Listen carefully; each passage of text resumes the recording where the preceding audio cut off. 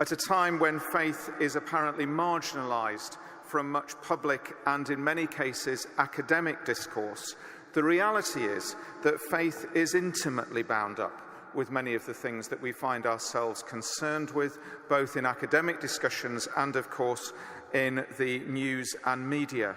This morning's Today programme included an extraordinary phone message from a child, a young girl, on a rooftop in Aleppo as the bombing restarted, finishing, as these sort of messages so often do, with a request to pray for us.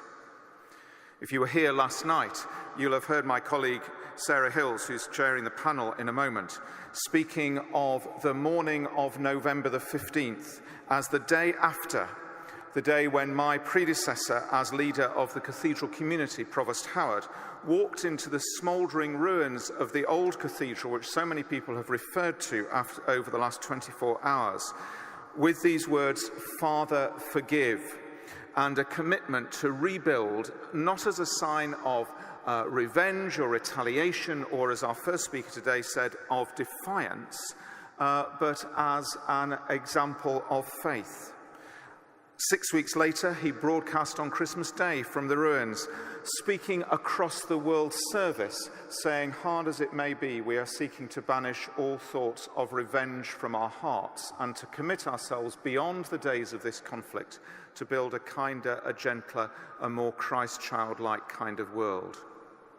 I spent a certain amount of time wondering where he drew his inspiration from. In a way, that's obvious from his Christian faith, but many others who shared that faith somehow did not respond in the same way.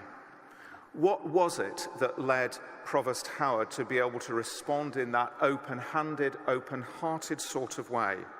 If we could capture that and bottle it and somehow sow it into the world in which we live, it would have a transformative effect.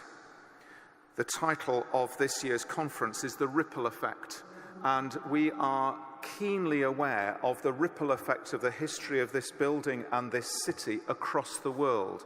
It has an inspiration and a changing effect on people as they approach conflict today. But the ripple effect in religion can be so positive or so negative. And I guess the heart of that is often to do with whether our experience of faith is one that leads us to embrace what you might call a universal us, or leads us to draw clearer, harder boundaries between us and them. Many of the core faiths across the world have at their heart some version of what's sometimes called the golden rule, to love your neighbour as yourself. The Christian faith, in a way, takes that to another level in the instruction from Jesus to love your enemies. I've had the privilege to work together through the Coexist programme with leaders of other Abrahamic faiths, with Muslim and Jewish friends, and to stand together, particularly, for example, in the wake of the Charlie Hebdo attacks, on a pilgrimage in the centre of London, walking behind a banner describing people of faith walking as people of peace.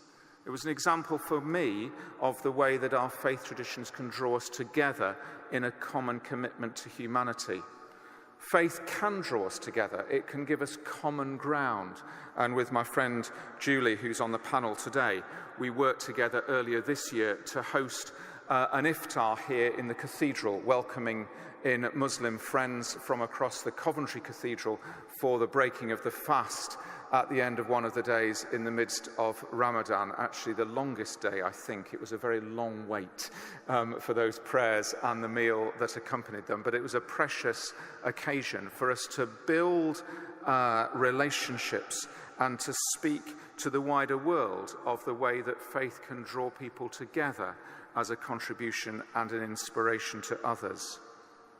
So does faith, in the end, work for good or for bad? Does faith help us to embrace the other as us, or does it lead us to categorize the other as them? Those are some of the issues that we're going to be hearing from our panel about, how they've responded to them personally, and to inspire us in our understanding, and for some of us, the practice of our own religious faith. Thank you very much indeed.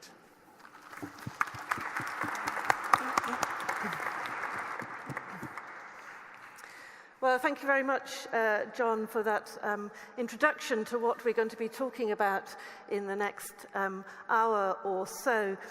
It's a very great pleasure to welcome you all again to this cathedral. Particularly great pleasure to welcome our panel today. So, on our panel today, I'm delighted to welcome Dr. Abdul Mu'ti and Julie Siddiqui, and Bhai, Sahib, Dr. Mohinder Singh, and Rosamond Bennett. Now, I'm going to ask them to say a little bit about who they are and where they're from, and what they bring personally and in their work to this dialogue, to this conversation in front of us now. Faith and fear. Does faith cause fear, or is it helpful in addressing and mitigating conflict? There's a translation by Erasmus that I particularly enjoy, and there is a lot of controversy around this particular translation, but nevertheless, I'm going to share it with you now.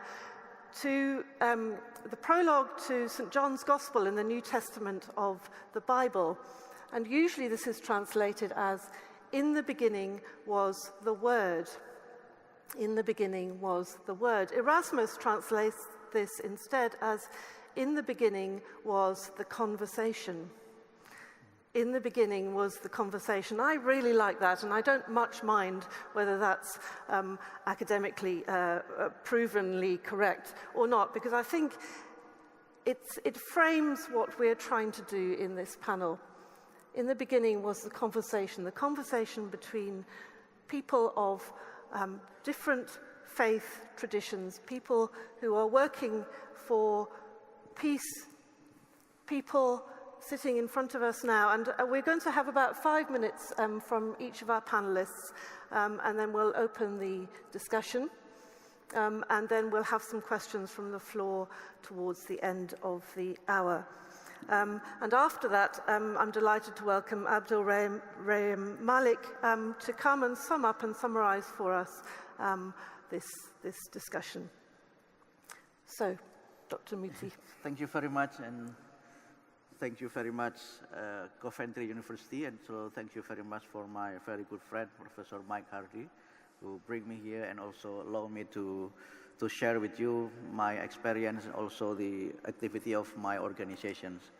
I'm coming from Indonesia, very far away from here, I think, which is, we can say it is another part of the world. And Muhammadiyah is a modernist and moderate Muslim movement in Indonesia that firstly established in 1912, and it has more than 30 million members throughout the country, and it spread in approximately, now we have 18 special branches in many different parts of the world, including one in the United Kingdom. So Muhammadiyah and also its members is very, very positive toward faith, and we see that faith is not the cause of fear, but rather we see faith is the cause of friendship. Of course, faith might become fear for others and might cause fear if we see others from its differences. But if we see others from a very positive view, then again, fear is not the thing that happened, but what is actually happening is friendship. Therefore, it depends on how people see different faith and how people, let's say, perceive themselves about people from other faith. Therefore, when people see others as enemies or rivals or threat or maybe as menace, then what's going on is there's not only fear, but the fear might also result in phobia or extremism, exclusivism, or terrorism, violence, war, prejudice, and some other negative reaction toward differences. But when we see faith from its reality as the as the treasure and part of the richness of our very multicultural and multi-religious and very diverse world, then we can see that faith could become very important principles that could bring us into unity, bring us into cooperation, and so on. So in this positive view, we see faith, plurality, and diversity as a social, spiritual, and political, as well as cultural treasure. And differences is not the reality that separate us, but that is actually the reality that could unite us and integrate us. Because within the differences, there are actually also common teaching and values among faith. And that is actually a very important point, that faith could become the point that people not only having conversation or dialogue, but people could have further positive action in the form of coalition and cooperation. Of course, from this point, when people, yes, they may embrace different faith, but there are common teaching among faith. And these universal teaching and commonalities are important point that we can work for the sake of humanity, and we can strengthen our engagement with people regardless their differences in their faith. Our organization have very long time experience working with many different faith organizations in the form of, for example, the anti-corruption program, democracy, discrimination against women, child abuse, climate change, malnutrition, maternal and neonatal survival, family planning, conflict resolution, illiteracy, humanitarian action, and so on and so forth. But this could become a possibility and could become one of our achievement, because we believe that against differences is not the reality that divide us, but differences is the reality that can make us stronger and make us actually work together. Therefore, in this regard, I can see that faith, again, is one of the important teaching and important belief that unite us and make us work together for the betterment on and for the peaceful world. Thank you very much. Thank you. Julie.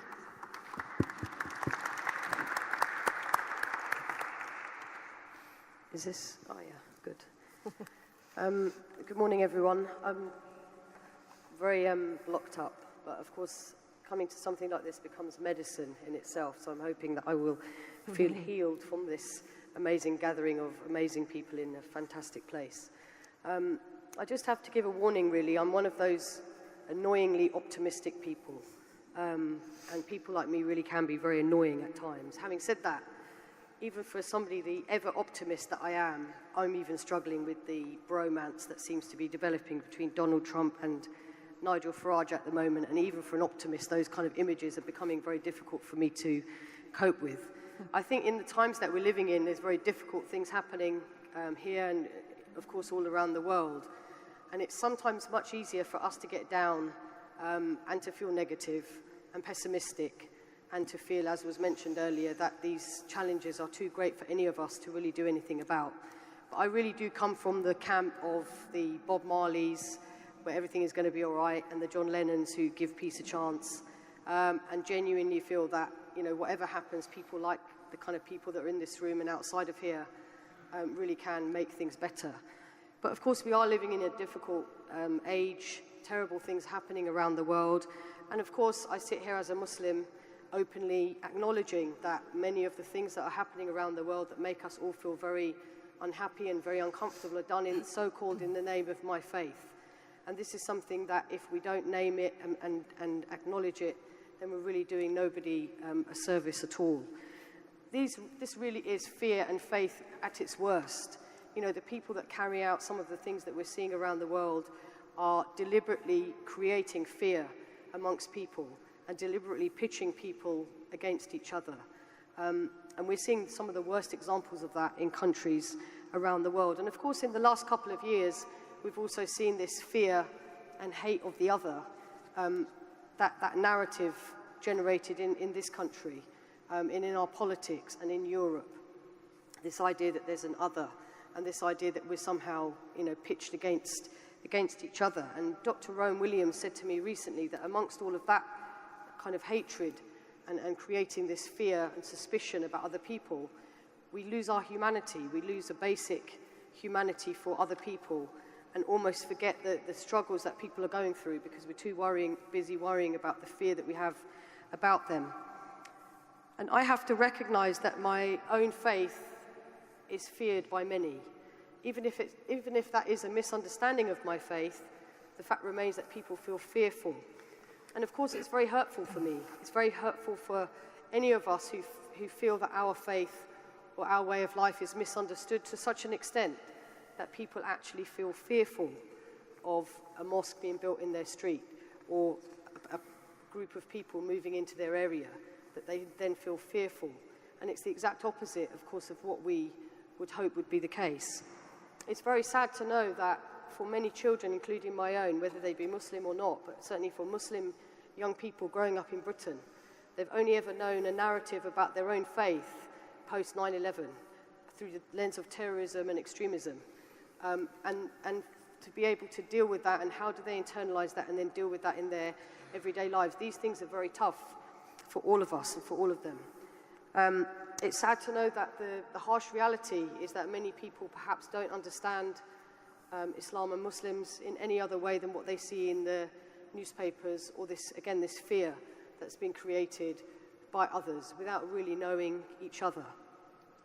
But of course, we all have a role to play, and this is where the optimist comes out.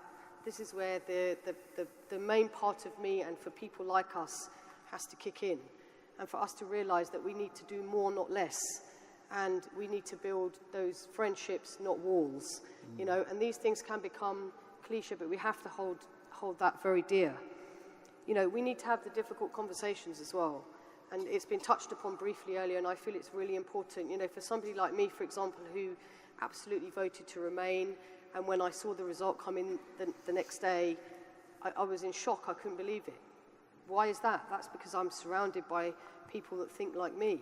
I have to accept the fact that there are many, many people who didn't think like me, and that we now need to reach out to those people and try and build those links and understand where people are coming from. To just write people off, even within my own family, I had people saying to me who had voted to leave, that you don't really understand where we're coming from, and they really made me question my own understanding of things.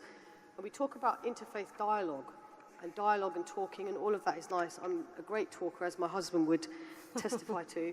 I don't shut up. But talking is not enough. We need to be building those friendships. Through friendships comes trust. When you invite someone into your home, they become your friend, and trust starts to develop. I was very inspired this year, probably the most inspired I've been for a long time, by a single person when I had the privilege of meeting and learning from Mary McAleese, the previous president of Ireland. And of course, we've heard a lot about Ireland today. And her approach to loving thy neighbour, whoever they are. And if you don't know her, the work that she did, I would honestly urge you all to find out.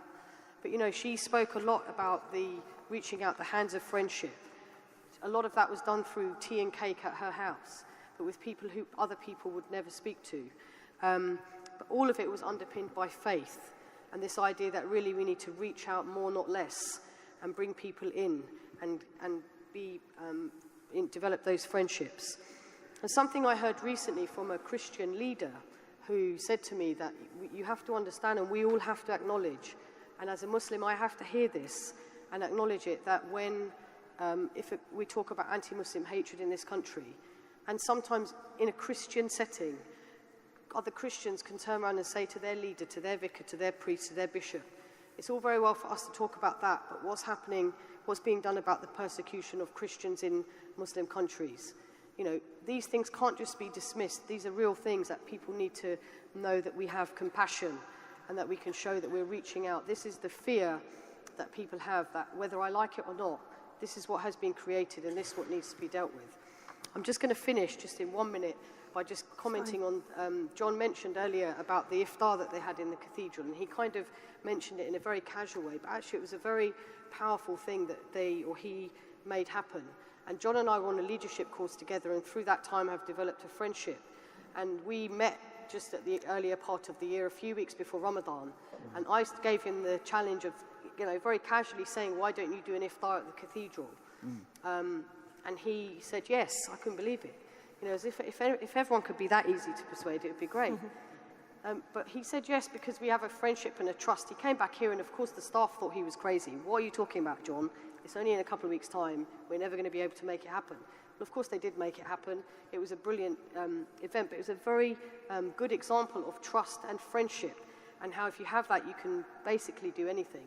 And just finishing on the words of Archbishop Justin Welby, who I consider to be my Archbishop as well, and very much a leader, and very much doing things that other people don't want to do. And he also hosted an iftar a couple of years ago at Lambeth Palace, and he stood up at the beginning and introduced everyone, introduced it and welcomed everyone, and said there are people around this room, and he was pointing to the paintings, the people of the previous archbishops and others, who wouldn't want this to be happening in this room right now. That's the very reason that we need to be doing it. This is the kind of leadership that we need. People like all of us, we need to go out of our way to make things happen, and to defy the odds, and to be those optimists. I guess my phrase would be the optimistic realists. We need to understand the issues, but keep our optimism at the same time. Thank you for listening. Thank you.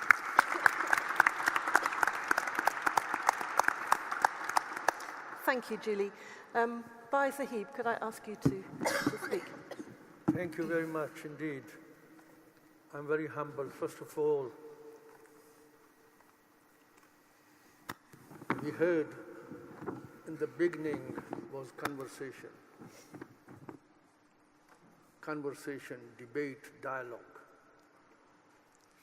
I'm informed there are 2 angels sitting on my shoulders. All my negative thoughts are recorded. All my positive thoughts are recorded. We are in a cathedral. We are being watched. It is a daunting task. You have to be fearful. You have to be careful what you say. Fear, I'm informed, all creation is in fear and awe of Almighty God. I don't shy away from using the word God at all.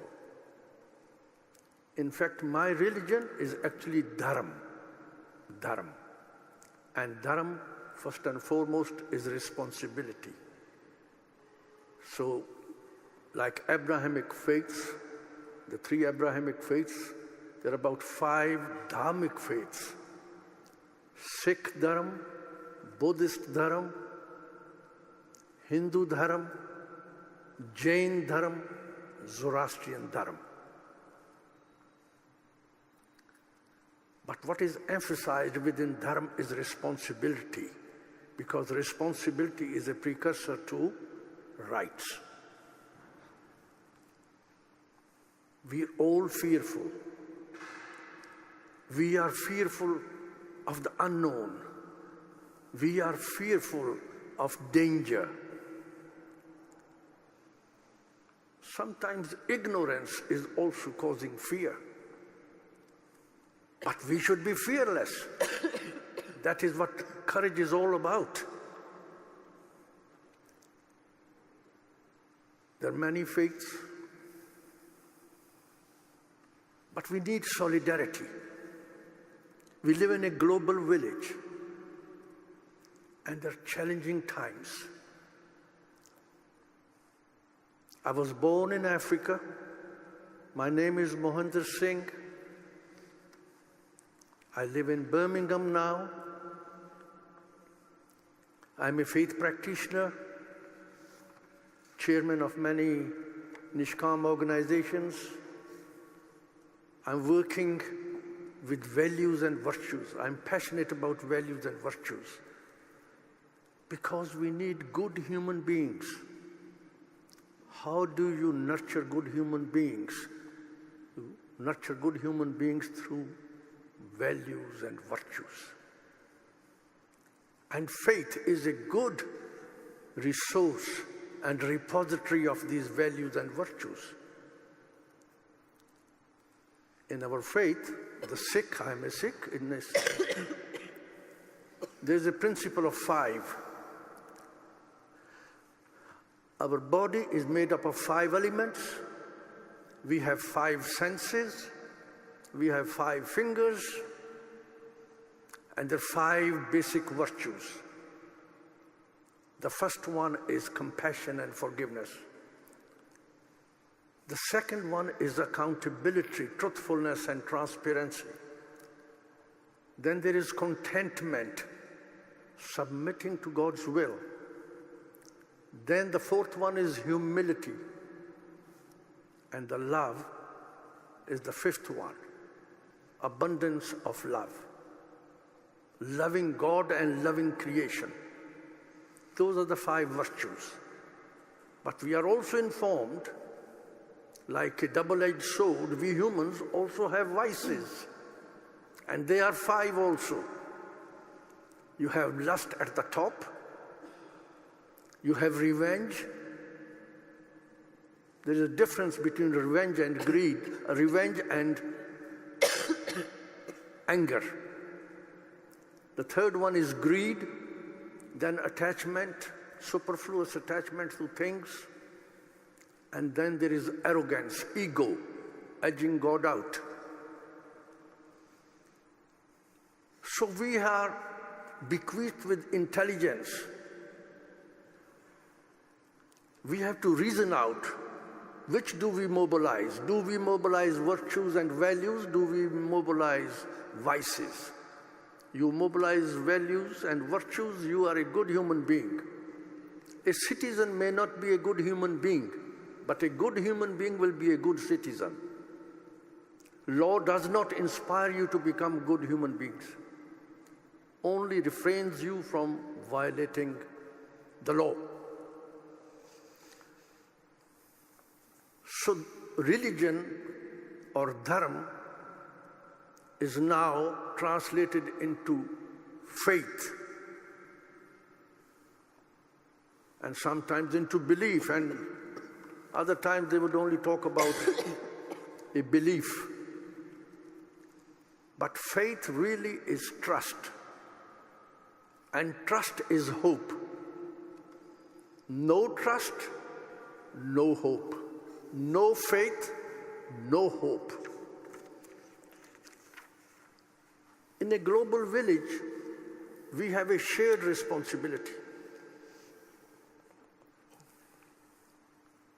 I'm convinced that for believers, the most powerful tool is prayer. Because if there are 200 people sitting here, each one is a divine spark. And when you pray, you're actually sending an email to Lord Almighty. And it can work. It's a powerful, powerful tool. So very briefly, I want to pray a little bit and translate it.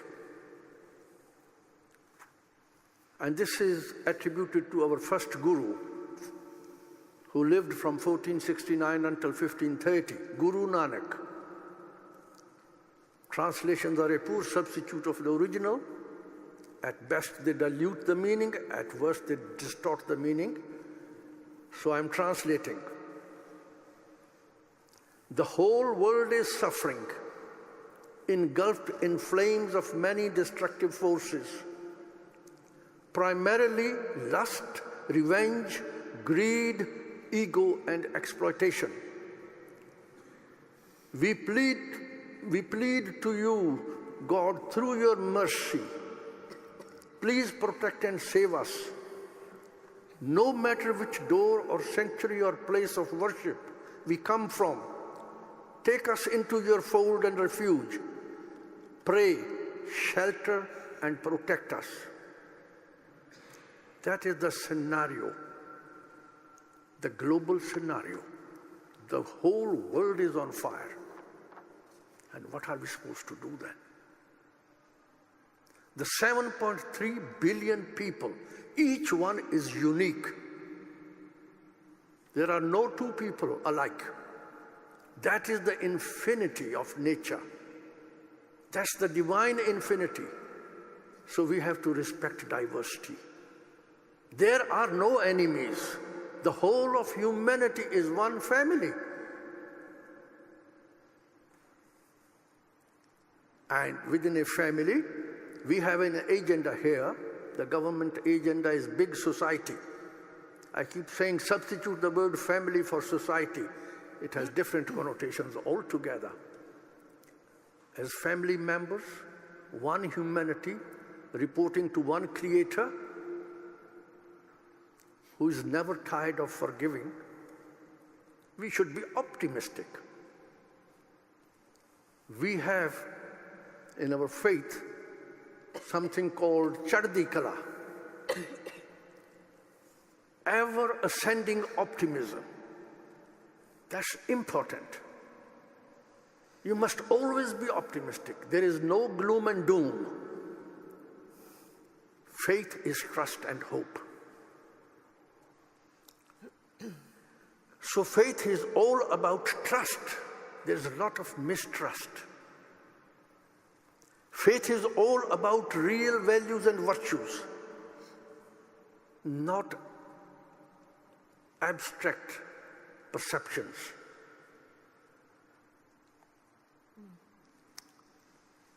It is all about responsibilities and shared responsibilities. I stop here. Thank you. Thank you so much. Thank you. Rosamond. Good afternoon. I think it's afternoon. I had 2 watches and both batteries stopped the night Trump was elected. I think that's a sign. My name is Rosamond Bennett. I'm CEO of Christian Aid Ireland. I spend the first 2 days of the week in Belfast and the second 2 days of the week in Dublin. So Brexit is a big issue for me if there's ever hard borders put up again. Christian Aid Ireland, well, Christian Aid was set up 71 years ago in response to the refugee crisis after World War II. And our work then moved to overseas. And so all our work now is international, but we're also working with refugees in sort of Greece and Macedonia, etc. So we provide humanitarian aid, and we also work on development with our partners overseas. But when I looked at the title, Faith and Fear, what actually sprung to mind was not about the work that we do in Christian Aid, but actually about my own upbringing in Northern Ireland.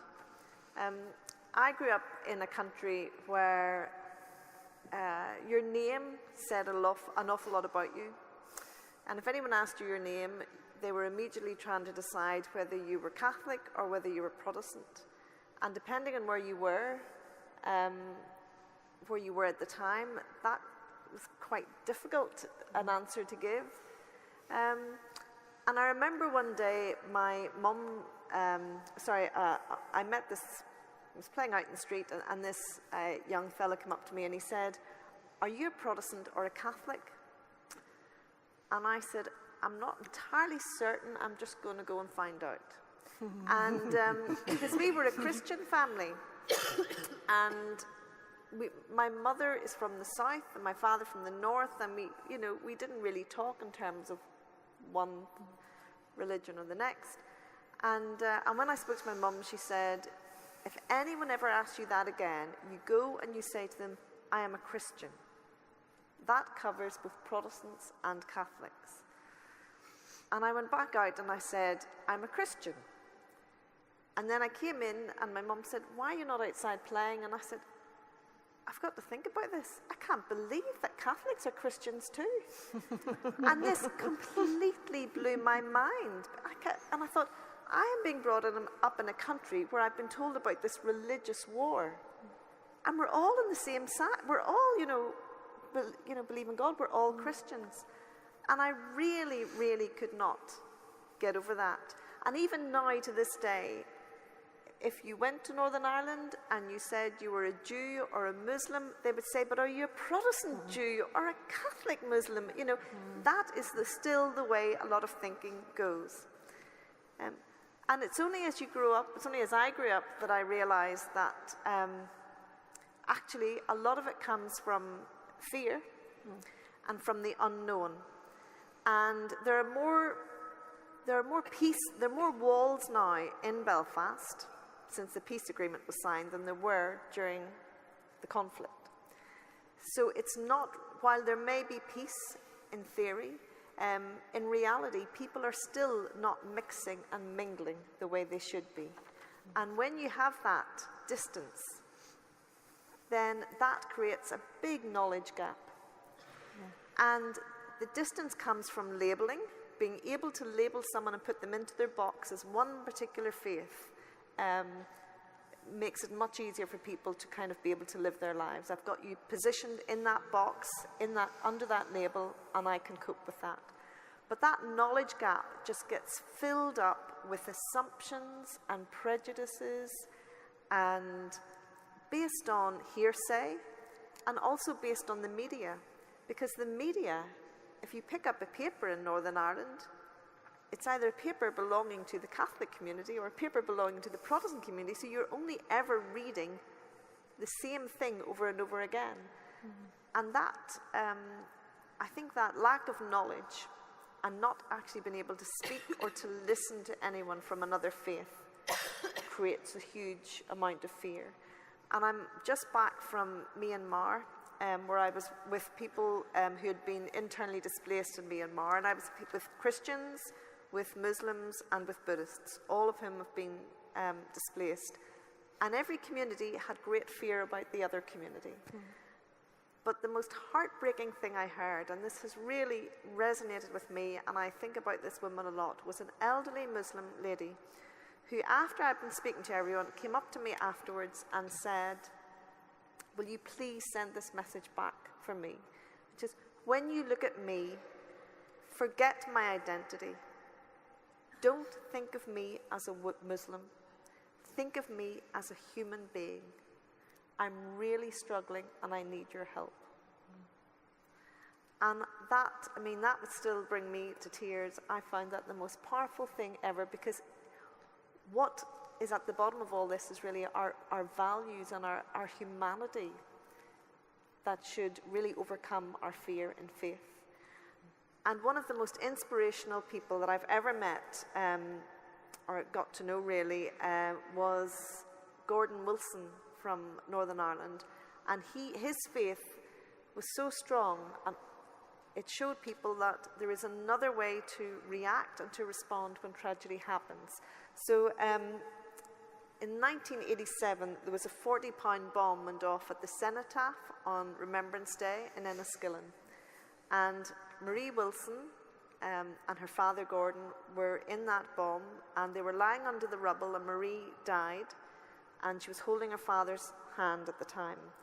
And straight afterwards, within hours, days afterwards, he was interviewed by the BBC, and this is from his interview.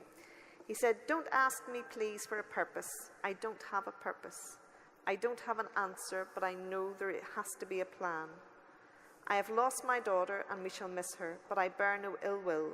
I bear no grudge. She's dead, she's in heaven, and we shall meet again.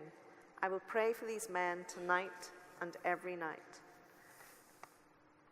And I had never heard a response like that ever, because when a tragedy happened on one side, there was always someone ready to retaliate on the other side. And I'd never heard someone come out to say, no, nobody should be retaliating. And Gordon Wilson went on to become a peace campaigner, and he met and spoke with both the IRA and with loyalist paramilitaries. Now, what he said caused great difficulties for some people, because they had been, their loved ones were killed in that bomb, and they were not able to bring themselves for that level of forgiveness. But what he did and his strength of faith showed me that there is very definitely another way to get through, to mitigate conflict. Thank you.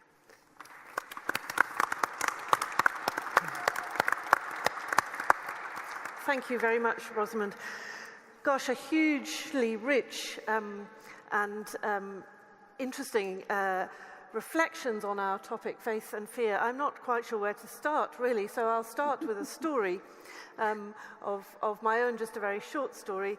I also grew up in Northern Ireland, though I may not sound like it now, from South Africa, and I also came across that, are you a Jewish Protestant or a Jewish Catholic? In my school, it depended on who your best friends were, really, whether people, what their answer often was. And I had another layer of confusion as well, actually. Being from South Africa, arriving in the rainy Northern Ireland as a 6-year-old child, I also wondered whether my hair was so curly because I was African.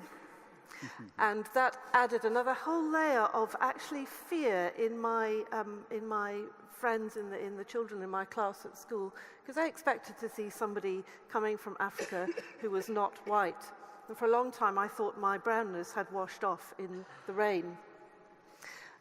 So issues of identity, I think, are really key in some of what we're talking about. Issues of identity and issues of optimistic realism, I think, is a wonderful phrase. Issues of how do we actually approach this realistically, but yet with the hope that people of faith often bring to these questions. I was once in a panel in a university setting talking about these issues. Most people there were not theologians, and people were saying words like peace and reconciliation are too big, too difficult, too cheap now. We don't want those words anymore. We want to use words like community cohesion and social cohesion. And I said no. As a person of faith, as a theologian, we have to be talking about hope. Because if we don't talk about hope, and we have been talking about hope on this panel, who else will? Which brings me to a question I'd like to ask all of our panel, really. Bhai Sahib said, the world is on fire. And my question is, so what, as people of faith, can, or what, as people of faith, should we be doing about this? Have we got a duty of people, as people of faith, of belief, to speak in the public square? How do we respond to that? Well, first of all, you exercise abundance of love. You love everybody. They say, hate the sin, not the sinner. Within the Sikh faith, we are informed that you must do good, even to the wicked, is going beyond boundaries, really. And that demands sacrifice. We have to have this new mindset. When the printing press was not invented, people were writing in caves on rocks. Once it got invented, knowledge spread. Now we have digital technology. We need to sensitize humanity about challenges. To cite an example, in the year 2000, we had 8 Millennium Development Goals. UN 8 Millennium Development Goals. And in the year 2010, now we have 17 Millennium Development Goals. That is a blueprint for humanity. But you ask people, do you know about them? All governments have signed up to these, but this information does not permeate to the grassroots level. Similarly, goodness does not permeate to the ground root level. What we need is to sensitize people that in the 21st century, in a global village, we are all part of it. There are no enemies and no aliens. We have a shared responsibility. We have to respect each other, and we have to mobilize these values and virtues. Thank you. Thank you. I think the word community cohesion is very important to raise here with regard to faith and fear, because when we see some of the problem is that we do not really accept others who are different. So when we think about the building of community cohesion, then we think about respect, understanding, but there are actually also important is the acceptance of others who are different, and also inclusion and accommodation. If we could have this kind of positive behavior toward others, then we see those who are different from us are not our enemies, but they are actually our friends. Because humanity is one, and human is actually ties because of the common teaching of different faith. So having this positive view, then I think if we can bring this community cohesion at the very smallest level, maybe in the neighborhood, and then we can transform into local, national, and global. This is actually, we can say, like a very cultural and peaceful movement that people of faith can actually contribute somehow to the creation of a peaceful world. So peace here does not simply mean the absence of war, but peace could also mean our peaceful mind and our peaceful coexistence to accept others who are different from us, include others, and also accommodate as their faith. Thank you. I think there's a lot to be said for leadership by people of faith. It was touched on earlier, John mentioned it, I'm sure people have as well. I was very inspired coming here in the summer and learning more about the history of this, and really the actions of the leaders in November 1940. Is phenomenal, really, because at that time that's exactly what people needed. People needed to hear from what was a Christian leader taking charge of the situation and saying, however much you may want to seek revenge, it's not the way. And I feel like, in a country where we're told that religion is not valued and where people of faith are often, seen as not having something to contribute, I would actually say that the vast majority of people in this country, whether they belong to a faith or not, actually do want to see leadership from people of faith. And John mentioned earlier the walk that we did in central London. And one of the things that struck me, and I was not expecting, was because we were walking and there were a group of us that were very obviously people of different faiths, were members of the public taking photos of that moment. I was not expecting that. It was something that I found quite moving, and it was a reaffirmation for me that actually people, and there would have been people there from other countries as well as from this country, really do actually want to see people from the different faiths, and of course people that don't follow a faith, but people of faith being leaders and actually showing the way and showing that revenge is not the way, and we need to come together and work through these things together. I think there's something very powerful about that we should never underestimate, and we should use these examples that we're hearing, people who've been able to rise above what may be their base instinct to actually say, no, I'm not going to seek revenge. And there seem to be stories a lot from places like Ireland where that has happened, and it is quite an inspiration for all of us, I think. Thank you. I think in a lot of the countries that Christian Aid works in, we work with people of all faiths and none, and our partners would be, a lot of our partners would be faith-based and some are not. But what we've discovered is that Christian Aid Ireland is taking the global lead on all things to do with tackling violence and building peace, and it's really important for us to work with faith leaders in other countries, because we discover that's how we make inroads into the communities. People will actually listen, and I know the faith leaders played a very big part in the Colombian peace talks. So we can see that the impact that is happening overseas. And we've got to make sure that that really happens here as well. And I agree, it's about speaking up, standing up for what you believe in and speaking out, but actually doing it through your actions as well, that people can see this is what being a person of faith really means. It's not just about talking, but it's what you're showing in your daily life as well. And I also think it needs to start in schools. It really needs to be right in very early education right the whole way through. And we talk about the media being, well, I'd say we, you know, I would complain about social media and so on, and how things are distorted and how everyone has a voice to say whatever they want.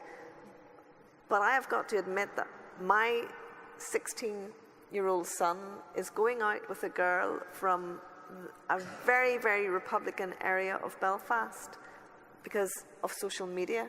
And I'm delighted, because he would never have even been able to get in touch with anybody like that before. So I think we have to use things that are, you know, we're never going to get rid of anything like social media. So I think that there's a lot more we can do, as faith leaders can do, to actually get out there and use the channels as much as possible to get a different message across, to start a different dialogue. Thank you. Could I just say that whatever we do is dependent upon our mind. Our action or no action is all dependent upon the mind. And if we are trying to establish peace, we got to have peace within ourselves. You will not generate peace unless you are at peace within yourself. And what is being said here about values, that is how you tame the mind. The mind is your best friend and is the worst enemy at the same time. And I keep quoting from UNESCO's preamble, which stated, "Since wars begin in the minds of men, it is in the minds of men that the defenses of peace must be constructed." Mind. Has humanity addressed the mind? They are not addressing it. This is why wars have not stopped. We had the First World War, and we had the Legion of Nations. We had the Second World War. We have the United Nations. And as we sit here, wars are still continuing. And this was a wise preamble. We have to address the human mind. And you address the human mind through education. We in Birmingham sat with SECRE, the Standing Advisory Council of Religious Education, in 2007, when UNICEF came up with a statement that we have a failed generation in England. Who has failed it? And what has failed them? Values. So we came out with 24 spiritual and moral dispositions. And we are passionately now working on a charter for forgiveness. A charter that should become a sort of a movement that we have to forgive. So this is important. Thank you. How do we bring peace into the world? Through peace, through individuals, through the mind. Thank you. Okay, I think I'm going to throw it open to the floor. We've got about 10 minutes left, and I want to give us some time for questions. We've got a roving mic coming. There's a question here, I see.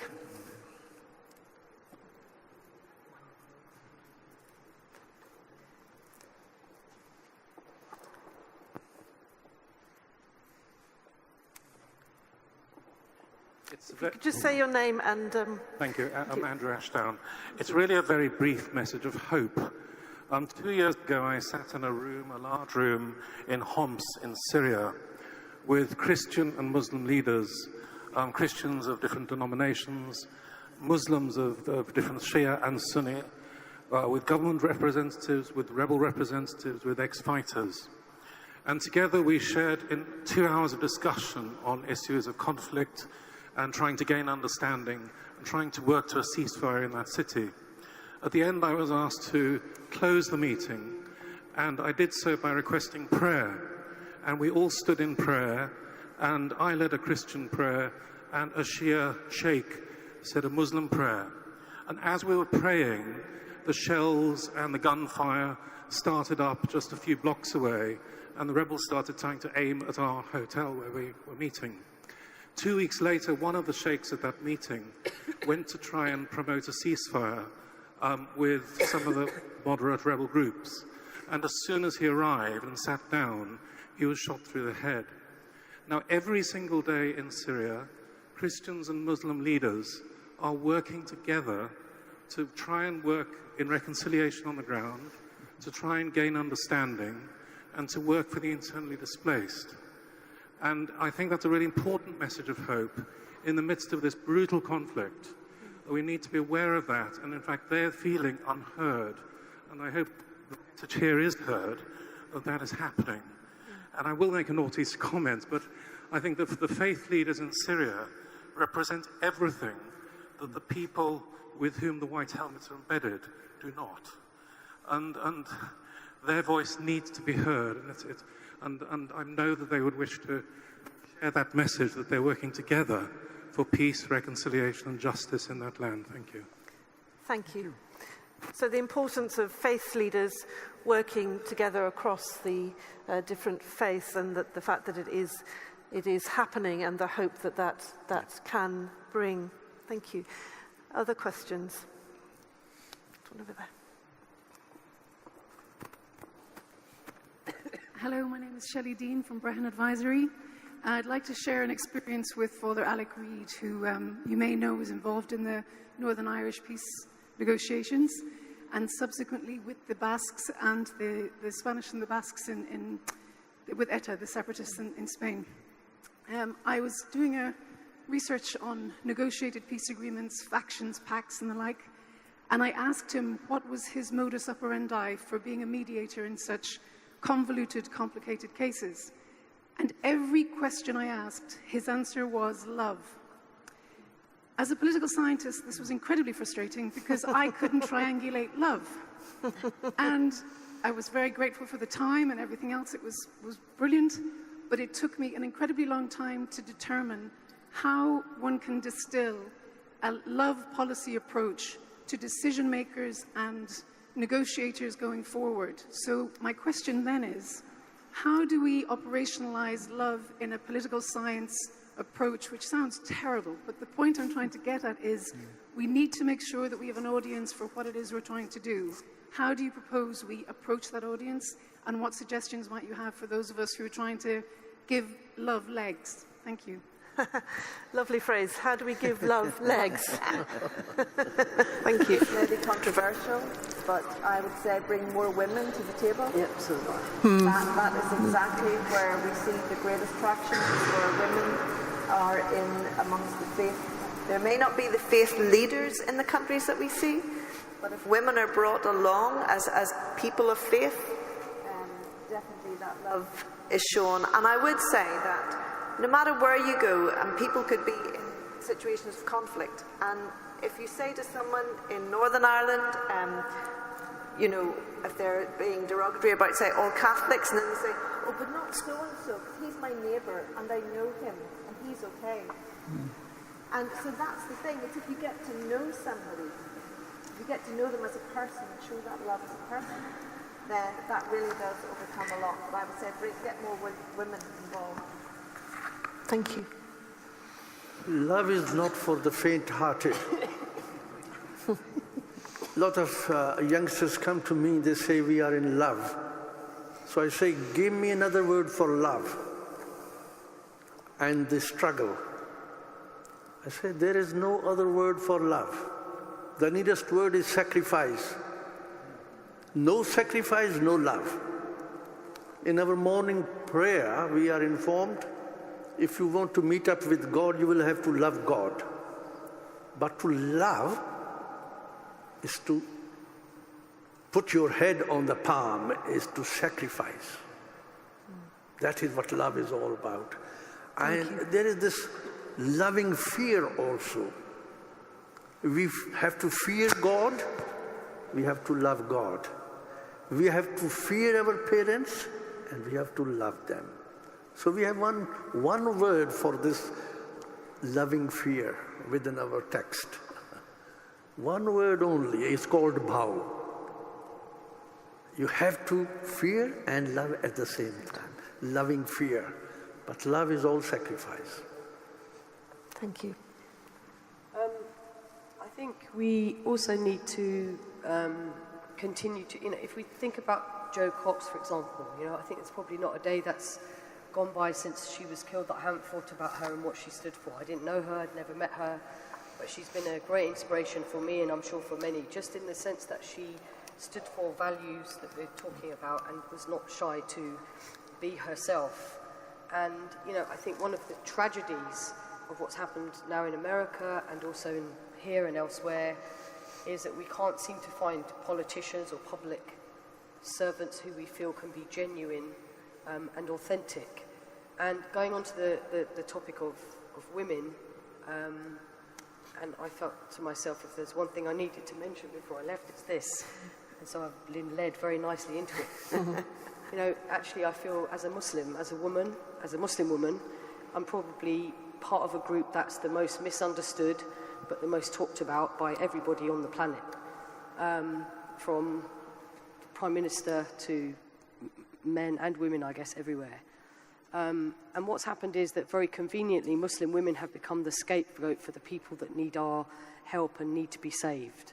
And we can actually see that within all of our faith communities, if we're talking about faith communities, there are issues around gender and leadership that often are not talked about and become very uncomfortable for people, and people start to move in their seats whenever you call it out. But we have to, because until and unless we can acknowledge the issues that are in all of our faith communities and what those are, and then make changes, we're never really going to achieve the world that we need. As we've heard earlier, unless we have equality, i.e. good diversity of people around any table, we're never really going to get where we need to be. And I feel very strongly, and still feel very strongly, when I see those amazing photographs of faith leaders, whether it be local or national or even international, and the question has to be, where are the women? And it has to be asked, because if we stick to our priests and our imams and our rabbis, we often end up with a room full of men. It doesn't do any good. That kind of talking, those kind of days are gone. If we really think that we're going to achieve what we need to achieve with rooms like that, we are not. And so we have to all together, and I've been very empowered in a very dangerous way, actually, recently by hearing from actually Jewish, Christian and other women from other faiths talk about the issues within their communities when it comes to gender and leadership.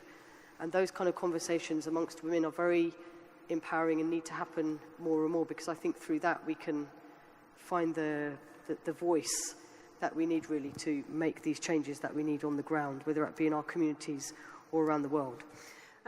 We've come to the end of our time together. At morning prayer this morning, and I hope this is all right to share in this gathering, but at morning prayer this morning, the psalm was Psalm 56. And one of the lines in Psalm 56, and it's repeated 2 or 3 times, is, "In God I trust and will not fear." In God I trust and will not fear. I think as a thought or a prayer, if that is your want, maybe that's a good place to finish. So thank you so much to our panel. It's been absolutely wonderful to have you here and to hear your stories and your reflections.